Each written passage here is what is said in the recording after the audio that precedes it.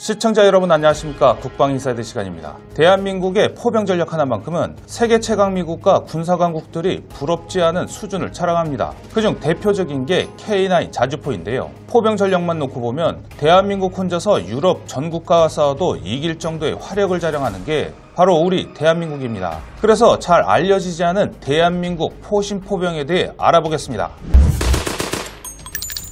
대한민국의 방산 수출 1위가 바로 K9 자주포이며 해외 수출도 라이선스 생산을 포함해 8개 국가에 이루어졌습니다. 대한민국에서만 1,000문 이상의 K9을 운영하고 있는데요. 심지어 K9A1으로 성능 개량까지 완료했고 조금 있으면 K9A2가 실전 배치될 예정입니다. 하지만 대한민국의 포병 전력이 지금 수준까지 올라오는 데는 무려 45년의 세월이 필요했습니다. 1970년대 중반까지만 해도 대한민국 포병이 지금 정도의 화력과 기술을 갖춘다는 건 정말 상상도 못했던 일입니다. 그전까지는 미국산 견인포들을 수입해서 사용하는 게 고작이었습니다.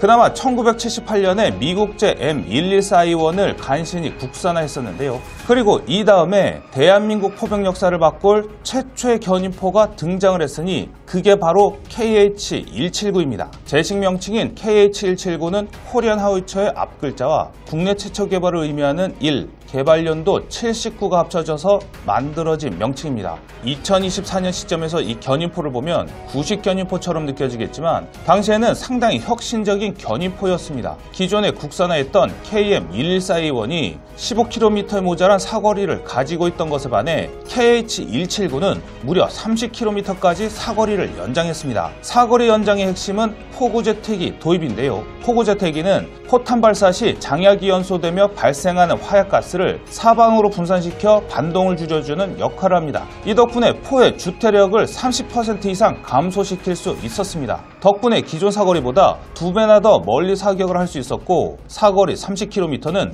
지금 운영하는 K55A1의 랩탄 사거리와 맞먹을 정도입니다. 1979년에 개발 착수해서 실질적인 실전 배치는 1983년부터 들어가 지금까지 거의 40년 동안 대한민국을 지키고 있습니다. 비록 지금은 노후화되었지만 대한민국 포신 포병 중에는 K9, K55A1과 함께 사거리 30km를 사격할 수 있는 여전히 중요한 화력 자산입니다. 그런데 이 견인포에는 딱 한 가지 너무나도 큰 아쉬움이 있었습니다. 견인포라는 태생적인 한계인데요. 단어 그대로 차량의 견인에서 움직여야 하기 때문에 기동성에서는 너무 아쉬움이 많았습니다. 포를 표적 방향으로 방향을 하는데도 적지 않은 고생이 필요했습니다. 한겨울이 되면 얼어붙은 땅을 녹이기 위해 불까지 짚어가며 포를 방열해야 했는데요. 그래서 이런 이유 때문에 우리도 자주포 개발의 필요성을 느꼈습니다. 그런데 자주포라는 게 견인포에다가 바퀴만 장착한다고 되는 게 아닙니다. 방호력을 위한 장갑도 필요하고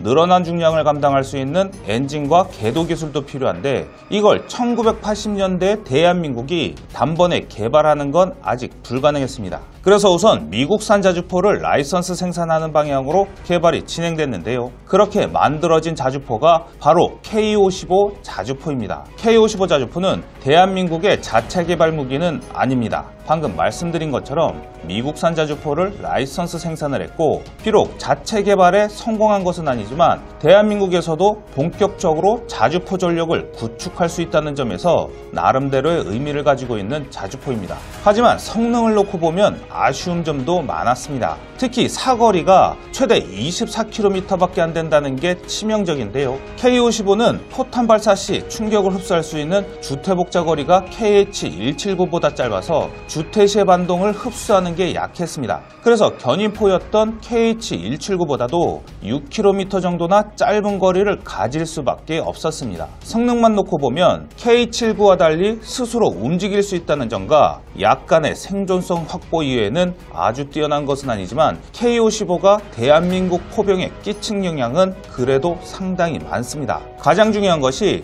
바로 K9 자주포 개발의 모태가 되었다는 것입니다. 이전까지 제대로 된 자주포를 만들어 본 경험이 없었던 한국에게 K55 자주포를 라이선스 생산하면서 얻은 기술적 노하우와 운영 경험은 매우 유용한 자산이 되었습니다. 특히 K55 자주포를 라이선스 생산하는 과정에서 포신의 제작 기술을 연마할 수 있었는데요. K9 자주포는 52구경장의 포신을 통해 기존보다 훨씬 더 긴 사거리를 확보했는데 이 과정에서 K55 자주포를 생산하면서 얻은 고강도 강철 사용 기술과 열 처리와 정밀 가공 기술들을 습득할 수 있었습니다. K55는 40kg이 넘는 탄을 수동으로 장전해야 해서 발사 준비에 많은 시간과 체력이 소모된다는 단점이 있습니다. 그래서 K55의 장전 속도는 매우 느릴 수밖에 없었는데요. 이걸 반면교사로 삼아서 만든 K9은 자동 장전 시스템을 개발하여 재장전 속도를 획기적으로 단축했습니다. 또 전식이라는 일종의 컴퓨터를 탑재하여 사격 제원 접수 및 사격 명령 하달 등 대부분의 사격 절차를 자동화시켰습니다. 이를 통해 기동성을 갖췄다는 것 이외에 거의 대부분이 아날로그 방식이었던 K55보다 훨씬 더 빠르고 정확한 임무 수행이 가능한 K9이 탄생할 수 있었습니다. 이외에도 현재 대한민국 포병에서 사용하고 있는 FDC의 K77 사격 지휘 장갑차가 K55의 차대를 기반으로 해서 제작되었기 때문에 다소 아쉬운 성능에도 불구하고 K55가 대한민국 포병에 끼친 영향은 상당히 크다고 할 수 있습니다. 그리고 이렇게 탄생한 K9의 성능은 세계 최고 수준이라고 해도 과언이 아닙니다. K9 자주포가 개발되기 전까지 대한민국의 포신포병이 발사할 수 있는 최대 사거리는 KH-179의 30km였습니다. 그리고 그 다음이 K55 자주포의 24km였는데요. K9은 52구경장 포신을 기반으로 개발 당시 기준 40km의 최대 사거리를 보유했습니다. 심지어 현재는 H랩탄을 사용할 경우 최대 55km의 사거리를 가질 수 있으며 이외에도 60km 이상의 사거리를 확보할 수 있게 신형탄을 연구, 개발하고 있습니다. KH-179가 30km의 사거리를 가졌던 것에 비하면 이제는 무려 2배를 넘나드는 사거리를 확보할 수 있는 건데요. 여기에 더해 사격 속도 역시 매우 우수합니다. 급속 사격 시 15초 이내에 3발을 사격할 수 있으며 3분 동안 분당 6발의 최대 발사 속도를 가지고 있습니다. 분당 6발의 최대 발사 속도가 3분으로 제한되어 있는 것은 실질적으로 포의 탄약적 지대에 수백 발의 포탄과 장약을 보관할 수가 없기 때문입니다. 그래서 초기 3분은 최대한 많은 분당 6발의 사격이 가능하고 이후에는 탄약의 추가 보급으로 인해 발사 속도가 느려지는 것입니다. 이외에도 기존의 K55는 수동으로 포신을 돌려야 했지만 K9은 자동화된 사격 통제 장치가 적용되면서 포신을 원하는 방위각 및 사각으로 회전하는 것이 훨씬 더 신속해졌습니다. 사격 명령 접수로부터 30초 이내에 초탄 사격이 가능할 정도로 임무 수행이 매우 빨라지게 된 것입니다. 견인포였던 K779는 방열 시간이 아무리 빨라도 3분 이내는 어려우며 보통 10분 정도의 시간이 필요한 반면에 K9은 불과 1, 2분 이내로 방열이 완료되어 과거보다 압도적으로 빠른 사격이 가능합니다. 그런데 더욱 놀라운 것은 자동화된 사격 장치들을 이용하면 K9 자주포 한 문만 가지고도 3발의 TOT 사격을 할 수가 있다는 것입니다. TOT 사격이란 다수의 포탄을 한 점에 동시에 착탄시키는 사격 방법을 말하는데요. 동일한 수량의 포탄을 사격하더라도 시간차를 두고 포탄이 착탄하게 되면 그 시간만큼 적이 생존성 보장 진지를 점령하여 살상 위력이 반감되는 경우가 생깁니다. 그래서 최대한 빠른 시간 안에 화력을 집중시키는 것이 상당히 중요합니다. 그런데 보통 대다수의 포병 부대는 여러 문의 대포에서 발사된 포탄이 동시에 떨어지도록 사격 시간을 계산하는 경우가 대부분입니다. 하지만 K9은 한 문의 자주포가 사격 각도를 자동으로 조절해서 3발을 동시에 착탄할 수 있기 때문에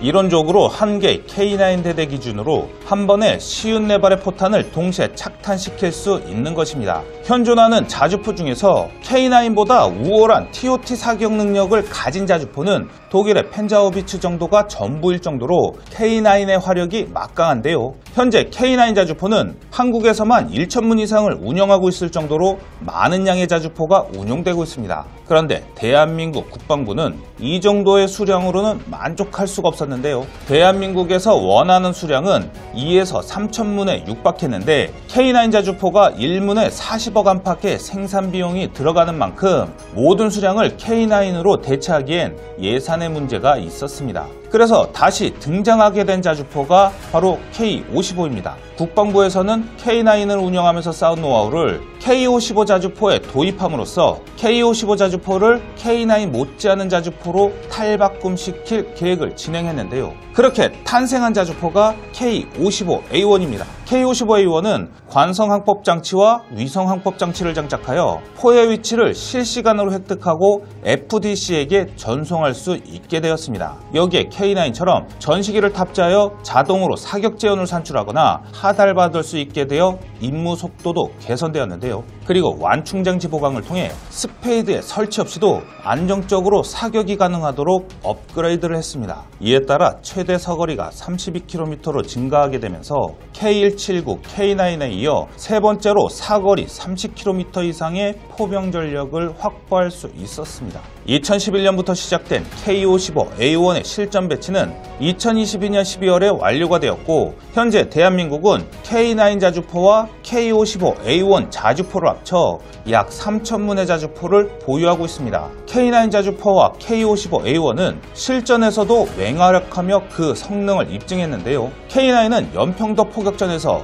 K55A1은 서부전선 포격 사건에 투입되어 작전을 수행했습니다. 먼저 연평도 포격전에서 북한의 기습적인 포격 도발에 맞서 K9 자주포가 대응 사격을 실시했는데요. 당시 일부에선 정확한 사실관계를 확인하지 않고 단순히 K9의 성능이 과대 포장된 것 아니냐는 의혹을 제기하기도 했지만, 이후 정확한 내용들이 보도가 되자 K9의 성능을 인정하지 않을 수가 없었습니다. 당시 제대로 된 대포병 레이더 전력도 없고 적의 기습에 선제 타격을 받은 혼란한 상황에서도 내문의 K9이 대대적인 반격을 실시함으로써 북한은 10명의 전사자와 30명 이상의 부상자가 발생했는데요. 위성 사진 등으로 확인된 K9의 착탄 현황을 보면 열악했던 상황에서도 굉장히 정확한 사격이 이루어졌던 것을 확인할 수 있습니다. 다음으로 K55A1이 실전에 투입된 사례는 서부전선 포격 사건인데요. 북한의 목함질의 도발로 한국은 2명이 부상을 입은 지 며칠이 지나지 않은 시점에서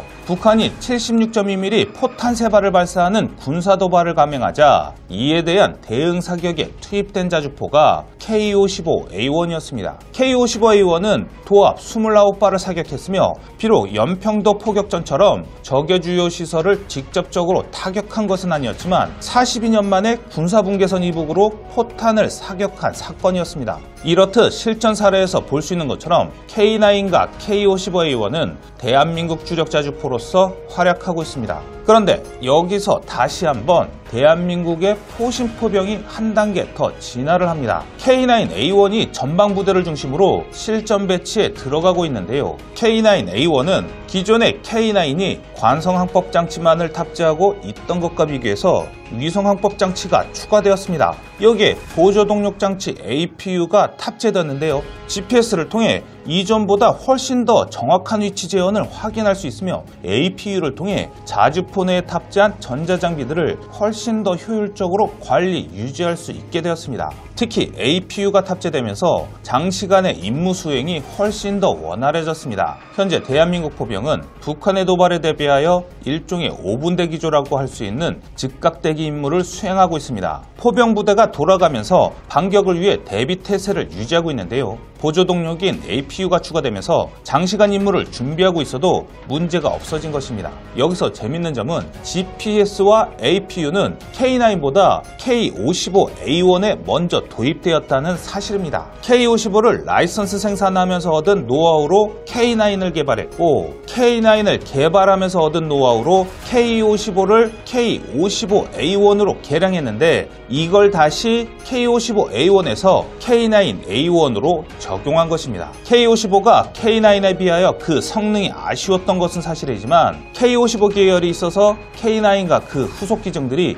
우월한 성능을 갖출 수 있게 해준 것이죠. 그리고 이제는 K9A2가 시제품을 공개하며 본격적인 모습을 보여주고 있는데요. 최대 발사 속도는 분당 9에서 10발까지, 지속 발사 속도는 4에서 6발까지 끌어올릴 계획입니다. 여기에 K9A2는 포탄의 장약과 포탄을 모두 적재한 다음 자동화된 포탄을 운영하여 자동 장전 기능이 추가되었습니다. 이에 따라 운영 인원이 기존의 5명에서 3명으로 줄어들었는데요. 이외에도 무인화 운용과 100km의 최대 사거리를 확보할 예정인 K9A3 개량까지 예정되어 있으며, 이는 미국이 개발 도중 포기한 XM2001 크루세이더를 능가할 수 있는 성능입니다. 이론상 지상 최고의 자주포를 꿈꾸며 개발하려다가 실패한 미국의 XM2001 크루세이더를 뛰어넘는 것이 K9A3 성능이란 것입니다. 대한민국의 포신포병은 세계 최강이란 평가를 받아도 전혀 과장이 아닐 것입니다. 그리고 K9의 성능이 개량되면 될수록 KH-179는 대한민국이 최초로 개발한 155mm 견인포라는 영광을 뒤로하고 이제는 후방으로 물러나고 있습니다. 그럼에도 불구하고 한문에 1억 2천만 원이라는 저렴한 가격과 여전히 준수한 사거리 등으로 인해 일선에서 물러났음에도 예비군들과 함께 대한민국을 지키고 있는데요. 비록 시대의 흐름에 따라 이제 더는 KH-179가 일선에서 활약하지는 못하지만 대한민국이 K9과 함께 전 세계를 주름잡는 포병 국가가 되기까지 그 시작이 되었다는 점에서 많은 의미를 남겼습니다. 오늘은 KH-179부터 K9의 현재와 미래까지 대한민국 포신포병 개발 역사에 대해 많은 이야기를 나눠봤습니다. 자랑스러운 대한민국 포방부의 전설이 하루아침에 만들어진 것이 아니었다는 것을 느낄 수 있었는데요. 앞으로 대한민국을 지켜나갈 새로운 포병 전력에 대해서도 기대해 보겠습니다. 오늘의 국방인사이드는 여기까지입니다.